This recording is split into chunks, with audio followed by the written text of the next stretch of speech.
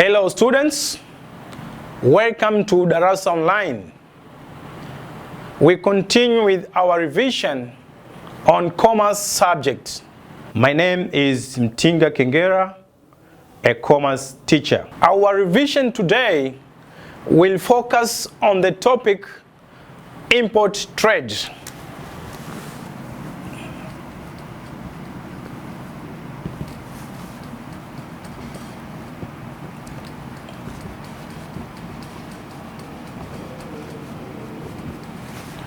Our subtopic will be sources of information on goods and services to be imported.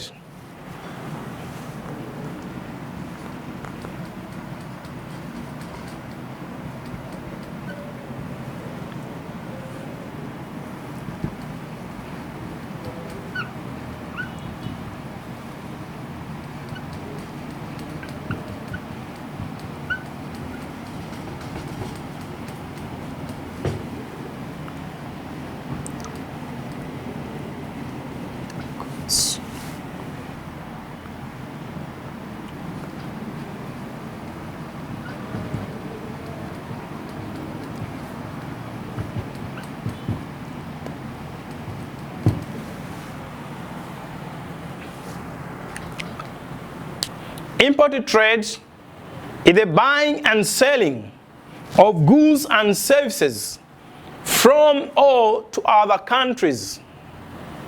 So countries or different countries do import goods and services in order to be satisfied to have those goods which such countries are not producing. So a country cannot be self-sufficient. So a country needs to import from other countries. Because countries differ in terms of technology, countries differ in terms of productivity, and countries differ in terms of natural resources.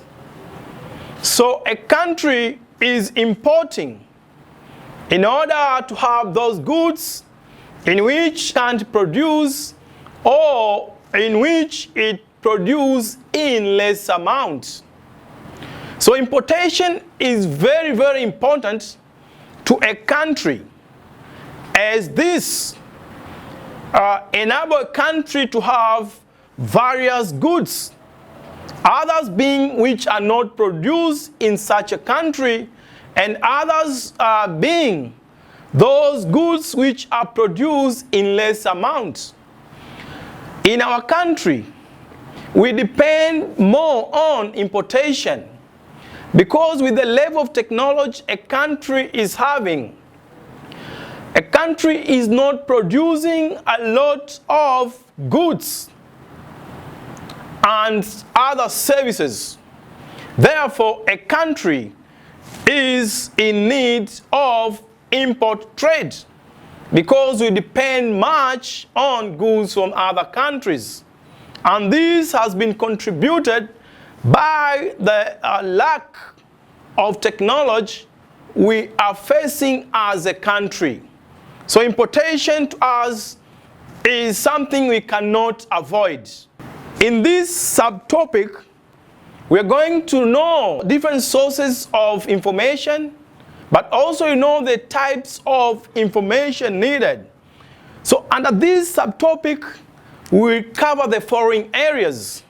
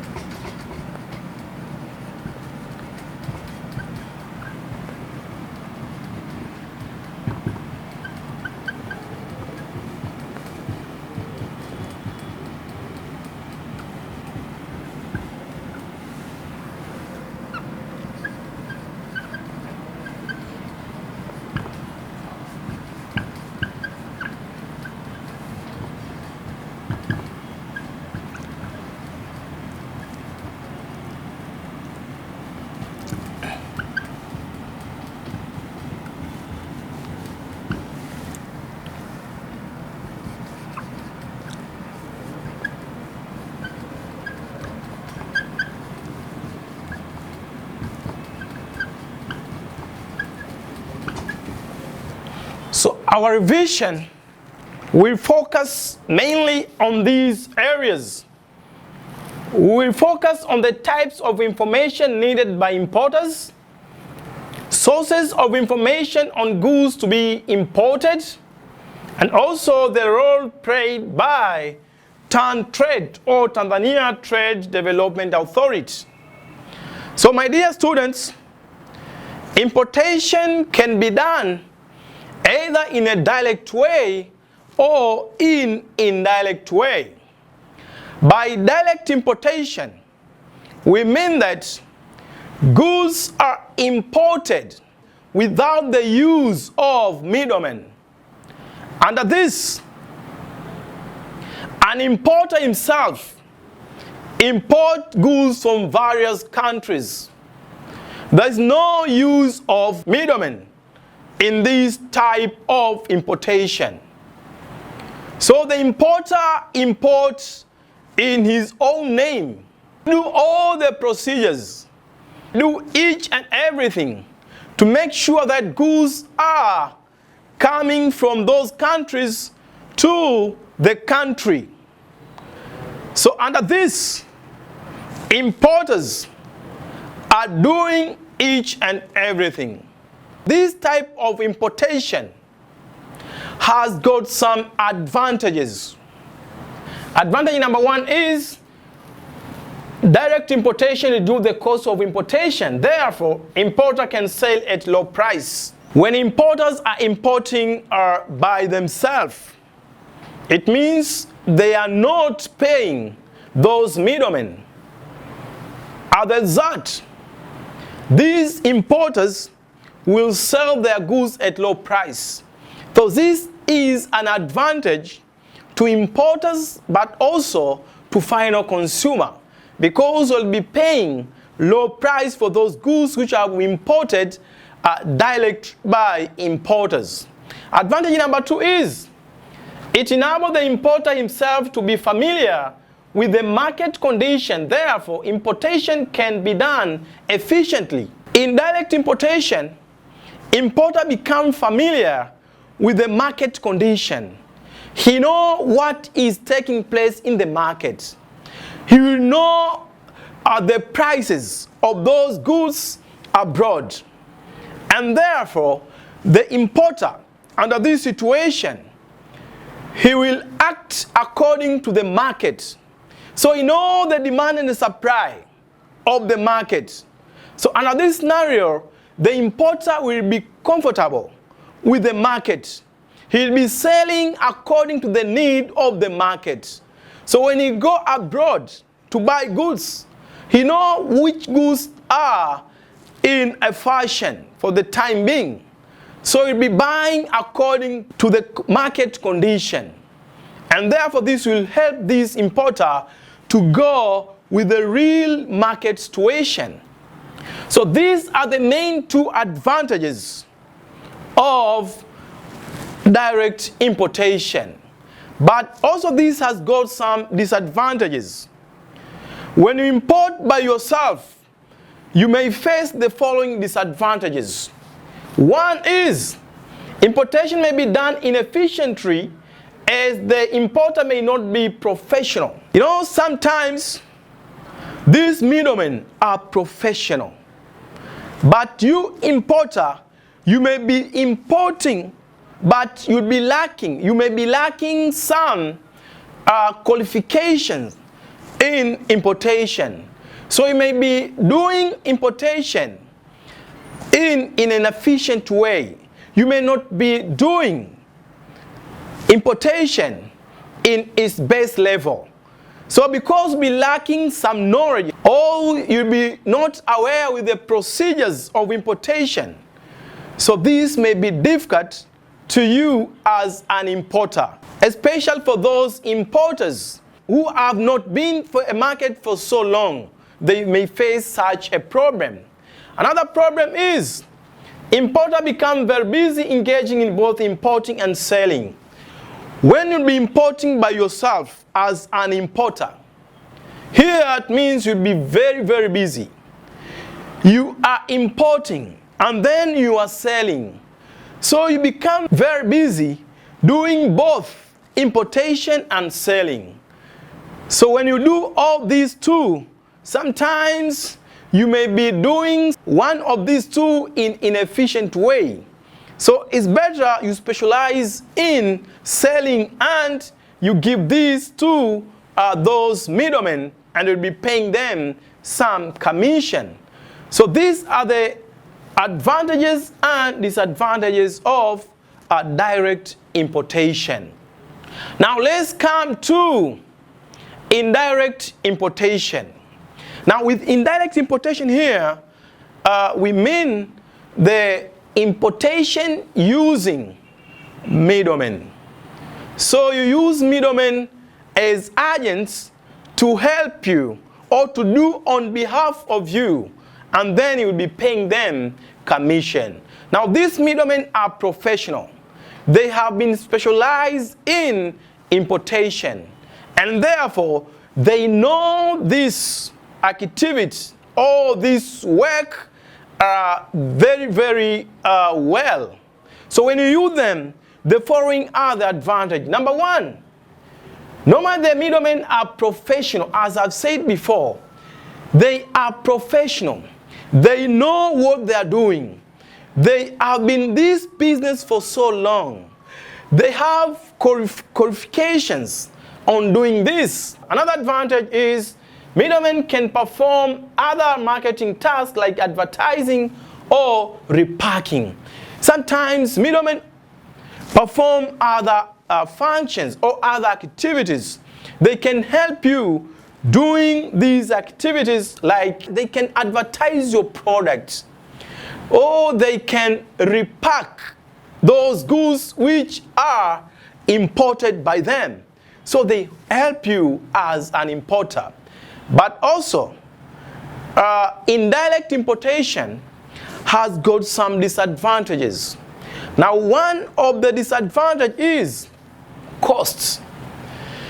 When you use middlemen, you're paying some money to these people as their commission. So you have to pay them. They are not doing this for free. So you have to pay. And these costs you are paying, they will add cost to your business. As a businessman, you have to compensate this by raising a price on your goods imported. And therefore, prices on your goods will rise. And this will affect your customers. And also, it can affect demand for your goods. Another disadvantage is the original importer may not become familiar with import procedures and formalities. When you are using middlemen, you as an importer or an importer may not become familiar with the formalities and procedures which are taking place in the international market or in the world market. And therefore, it becomes as an obstacle to you as an importer. When you need to import, it will not be easy for you because you know nothing of the procedures to import goods from other countries. So, my dear students, we have revised on types of importation. We have direct importation and we have indirect importation. Both of them have got advantages and disadvantages. Therefore, either you use direct importation, it's okay. Now you just weigh out the advantages and disadvantages of each method you may need to use. A question of interest here is, what are the advantages? Or you may be asked to explain the advantages and disadvantages of either direct importation or indirect importation. So what you need here, you need to understand. Either you're importing goods in a direct way or using direct importation, or when you are importing goods using indirect importation. All of these methods need relevant information. So you need to know the types of information you need in order to import. Either you are using direct importation or you are those middlemen. Those middlemen you're using may need information. So information in importation are very, very important to both direct importers or indirect importation. So in this session, we have explanation on different information needed by importers. Because without having this information, importers may get problems on how to trade effectively in this trade. So what are the types of information needed by importers? There are basic information which are needed by these importers. Without this information, they can be in trouble or they can get problems, or they may not sometimes operate in an effective way.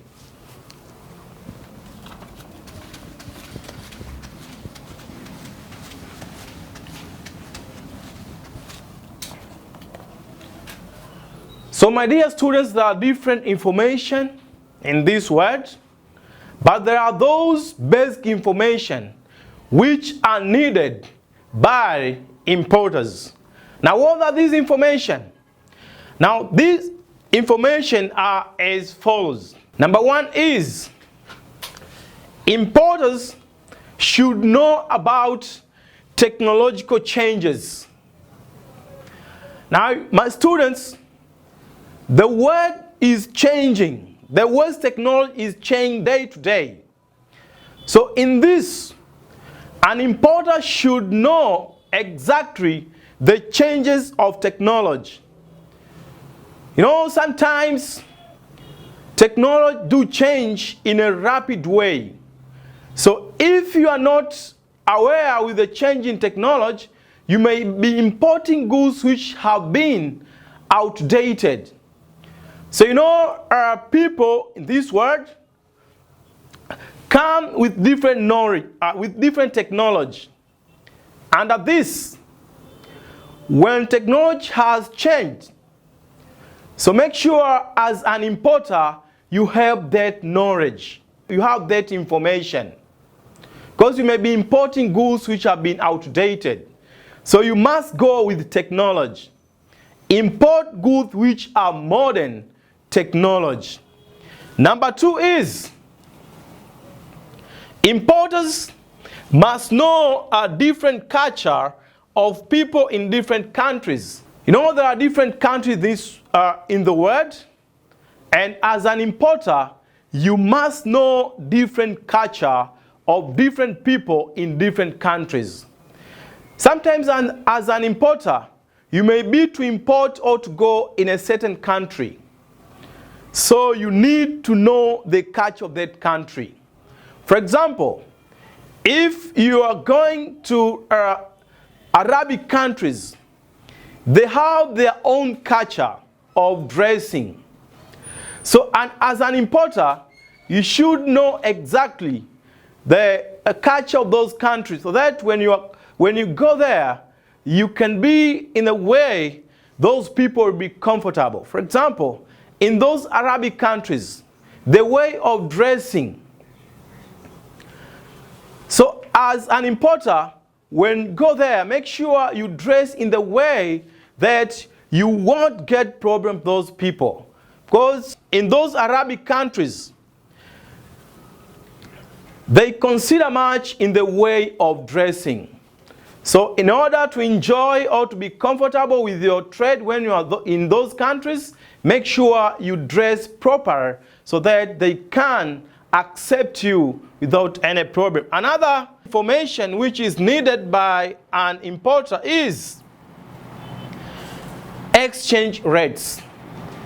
You must understand, or you must make a follow-up on exchange rates of different countries, because when you buy from other countries, you want to use your local currency. You need to have foreign exchange.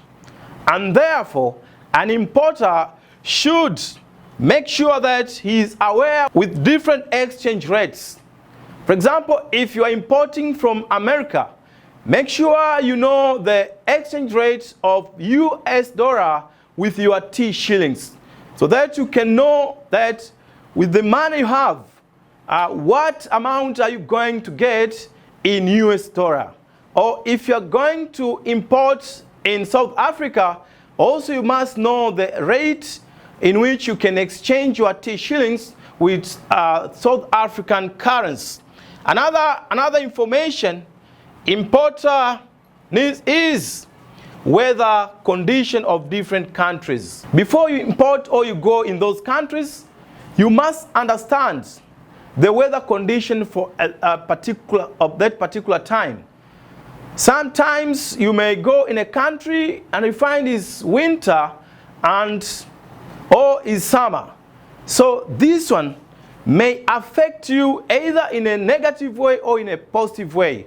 For example, those people who are coming from tropical countries, when you go to Europe and you find it's winter, that condition may have a problem to you who is not familiar with that condition.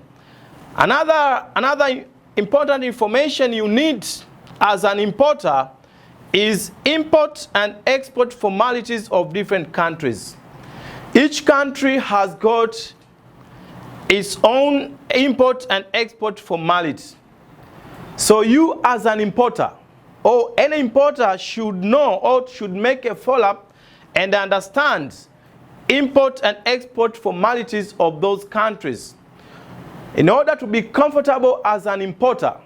Sometimes you may be in a certain country and the formalities are different from your country.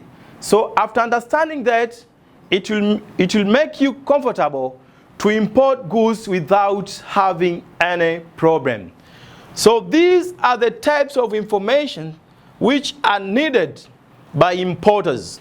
So importers should find out to know technological changes, to know culture of people in different countries, exchange rates, weather condition of different countries, and import and export formalities of different countries.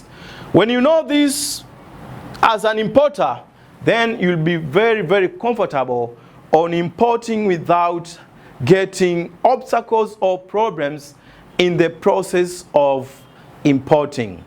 So after having this explanation on information needed by importers, now let's have a look on the sources of information importers need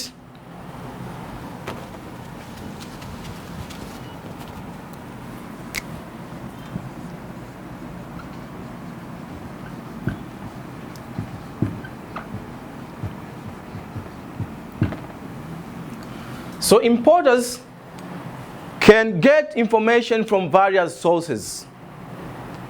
So as a student, you should know these sources. There are different sources whereby importers can go and get information. Now, source number one is Tanzania Chamber of Commerce, Industry and Agriculture. Now, this is an association of different people from different sectors, for example, from commerce, industry, and agriculture. Now here we have traders, we have people in industry like engineers, and also we have people from agriculture like farmers. Now all these people have this association. Now members in this Chamber of Commerce, Industry, and Agriculture get information from this. You know, this has leadership, and leaders collect various information. And therefore, any businessman or any trader who is in need to import goods from other countries can go there and get this information. Number 2 is foreign firms representative in the country. Different companies or firms have their representative in different countries. So you as an importer or an importer may get those information from these people who are found in importer's country.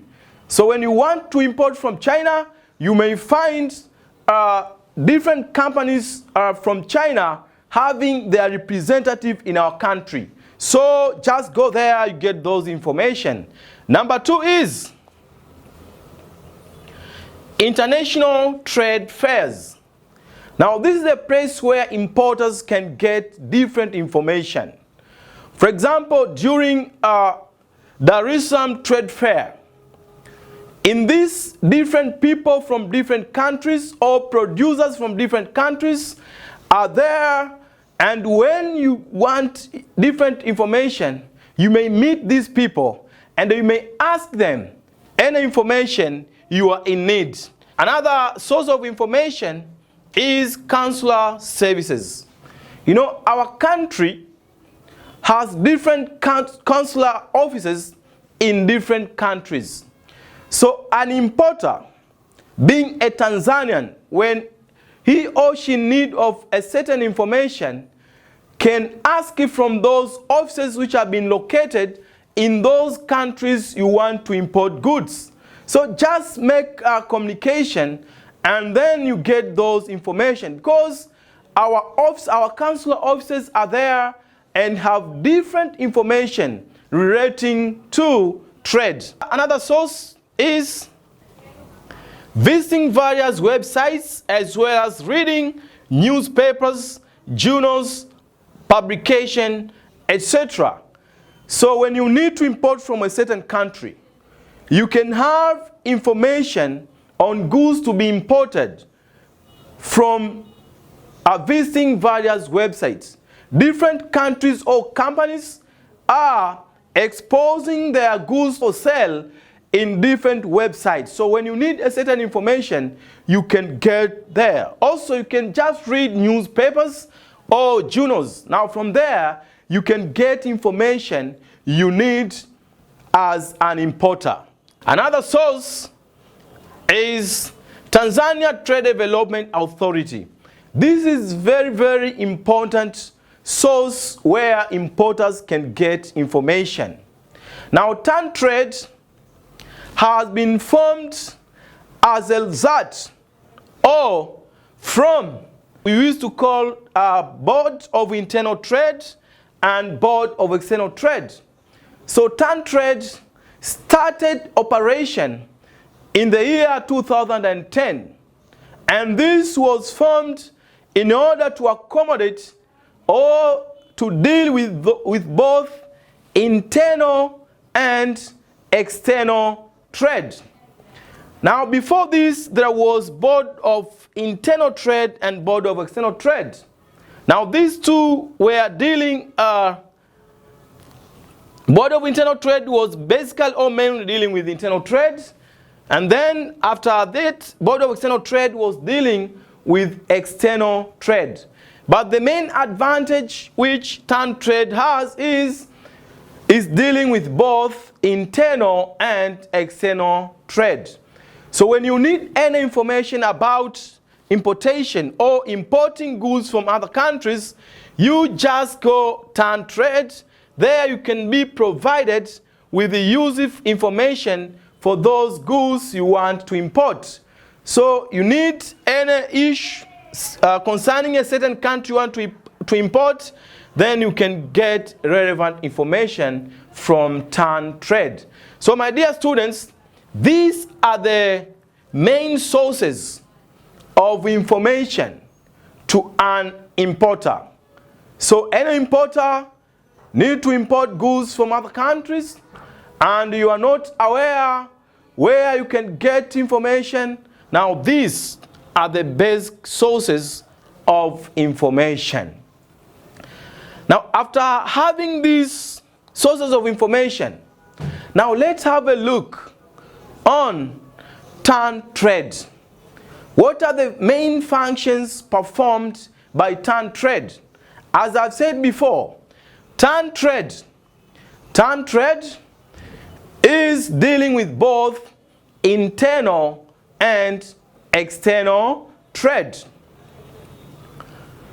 So just to remind you, Board of External Trade is not existing. Board of Internal Trade is not existing. So when you're asked to explain the sources of information, do not mention Board of Internal Trade or Board of External Trade. Now these two have been replaced by TAN trade. So TAN trade is now working or doing those functions which were previously performed by Board of Internal Trade and Board of External Trade. Now TAN trade is performing all those functions. Now what are the main roles or function performed by TAN trade? Number one is Trade Information Service. TAN trade collects different information and organize those information and then can distribute those information. So any person who is in need of information concerning trade, being internal trade or external trade, you just go there, you get those information. So importers or exporters may get information from TAN trade. Another function performed by TAN trade is capacity building and SMEs development. TAN trade build capacity to small and medium enterprises as well as to different companies. So this is conducted in the way of giving training to those small entrepreneurs and also giving advice to those companies which are in need of such advice. Another function performed by TAN trade is promoting of Tanzania goods and services. So TAN trade has been promoting Tanzania trade in different ways. Now the best way which is used by TAN trade is through exhibition and trade fair. So it has been organizing different exhibition and trade fair so that our trade is promoted internally and in external markets. Another trade by TAN trade is product and market development. So TAN trade has been developing products in the way of adding value of those products. Now, instead of exporting goods without packing those goods, TAN trades have been trying to advise or trying to pack those goods to give them good package so that they can add value to those goods. You know, when you pack your goods, you add value to such products. But also market development in the way of finding or searching markets for home products or home produced goods. Another function or another role played by TAN trade is regulating of all foreign trade fairs and exhibition in the country. So TAN trade is making sure that our trade fairs and exhibition in the country are conducted in the standard way to meet those standards which international market is looking for. So it regulates the exhibitions and trade fairs so that it can meet international standards. Another function is trade policy and facilitation. So TAN trade do advise the government about certain policies which do favor trade in the country. Has been giving advice to the government in order to create good environment to traders. And the last one is branding of Tanzania goods and services. So TAN trade makes sure that our goods which are exported have been branded to give uniqueness, to give them names, so that they will be known with the word market that these goods are coming from Tanzania, or these goods have been produced in Tanzania. So TAN trade performs these functions. TAN trade has been developing trade in our country in the way that our trade now is operated in the level in which is standard. After this explanation, let's have a short break. After that, we will come for questions. Yeah, welcome back, my dear students, for this session where we'll be passing through different questions. Now, question number 1 here is, as you can see here, before importing goods and services from different countries, importers may need to get information from different sources. Explain different types of information needed by importers. So this question asks that importers, before importing goods from different countries, needs different information. Now the question here is, you need to explain those type of information needed by importers. So from the explanation I have explained before, so the question here is clear. So you have to provide those information. Now what are those information? So you have to explain those information, those type of information needed by importers.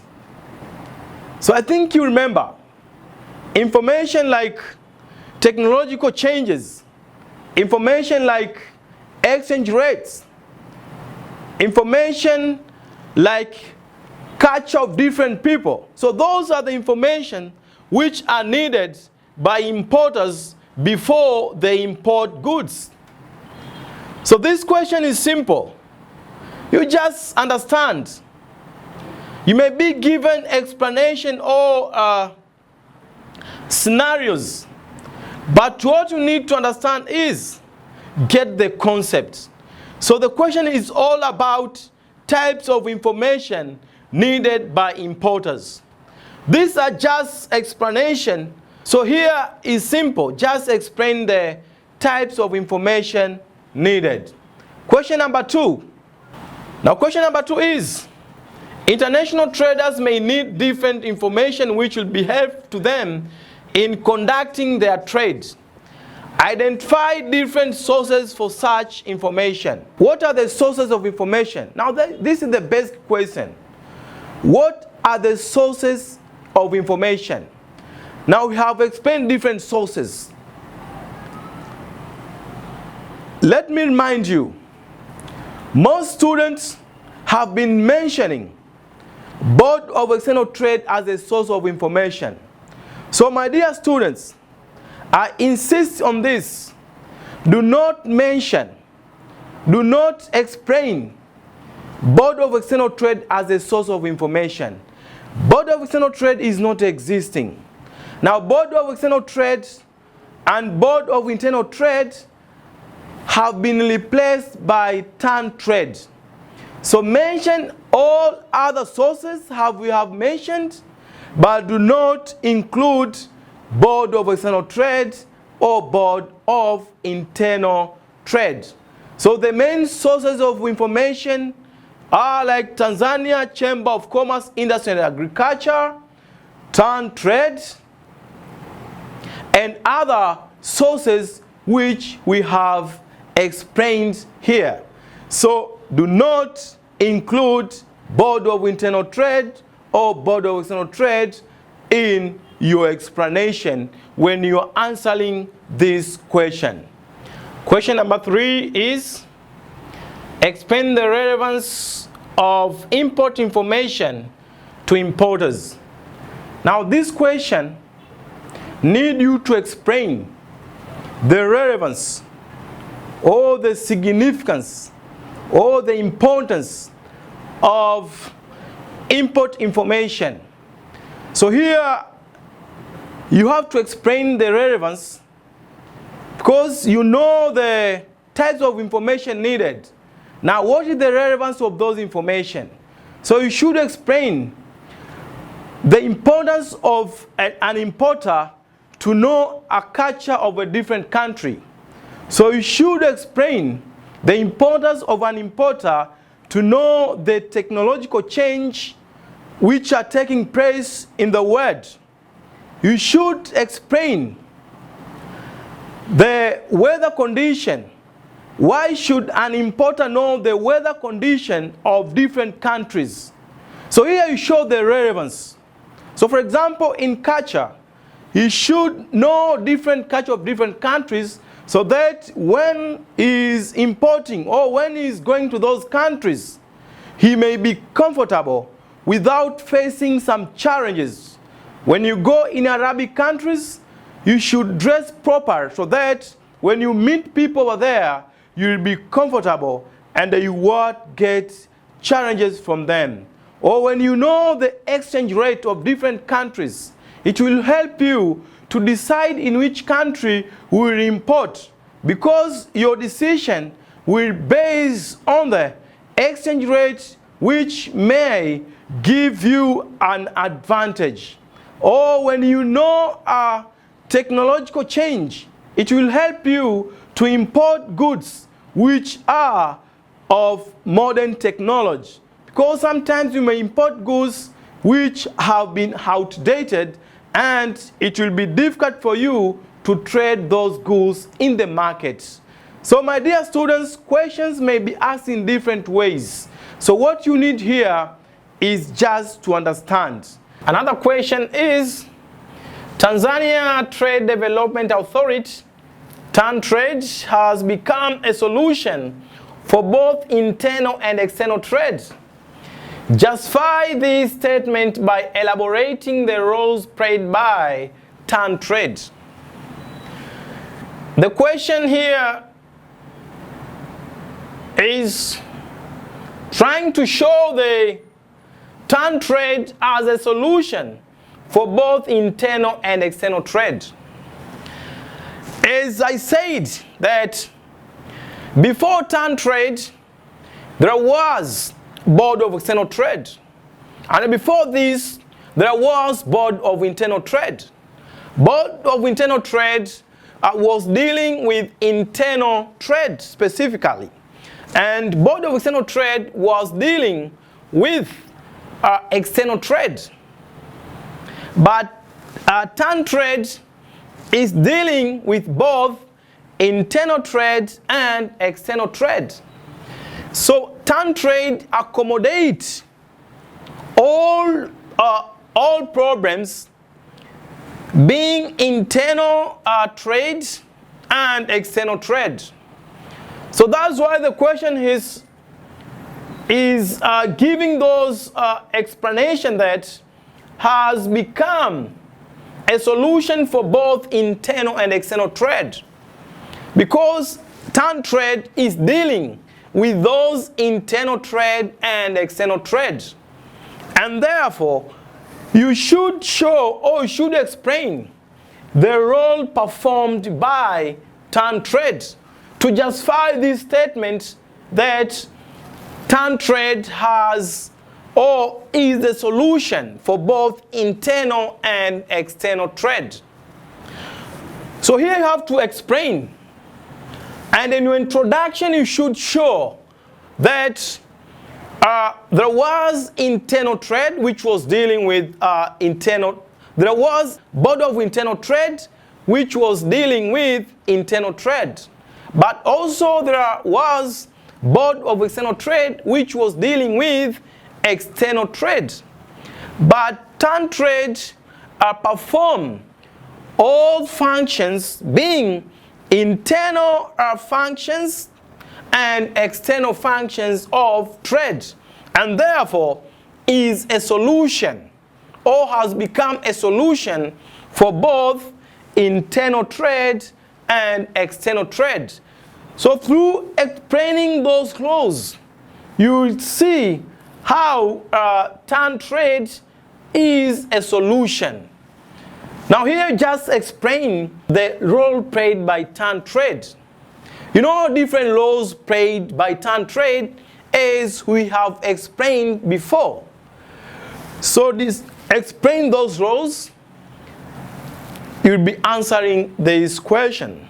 But in your introduction, remember, you have to explain on Board of Internal Trade, which is not existing, but you should show that there was a Board of Internal Trade, but also you should explain, just to show that there was a Board of External Trade. But all those which were played by Board of Internal Trade has been or is now performed by turn trade.